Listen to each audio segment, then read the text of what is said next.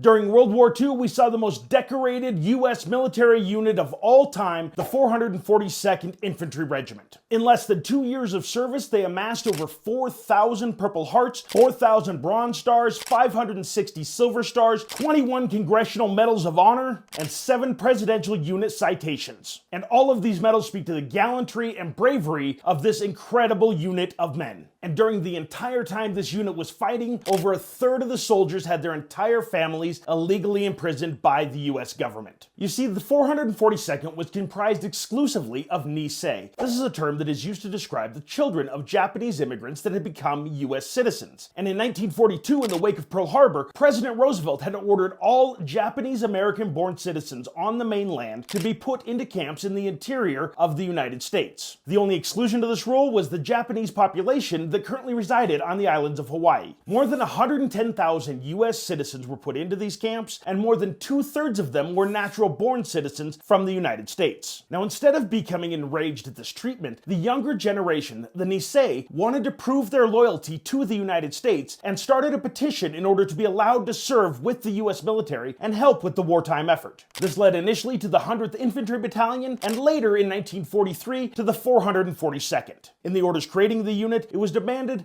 that all men in the unit be of Japanese American descent and that all officers be white. The unit was initially comprised of 4,000 men that turned over several times over the course of 2 years of fighting, to eventually have over 10,000 Nisei having served in the 442nd. The unit arrived in Italy in June of 1944, joining the 100th Battalion, which would eventually be absorbed by the 442nd. The unit's famous motto was "Go for broke," and that's exactly what they did. Their very first actions were invading southern France and liberating cities from the Germans. They later fought with the 92nd Infantry Division, which was a black segregated unit, in order to clear Germany out of northern Italy. After the war, they came home to a segregated America, where they were subject to the same discrimination that any person of color was in the 1940s in the United States. And there was special vitriol that was thrown at Japanese Americans because of Japan's participation in World War II. Initially, many of them were not even allowed into veterans organizations like the VFW or the American Legion. The level of bravery and sacrifice of the 442nd has not been duplicated in the 80 years since they served their country.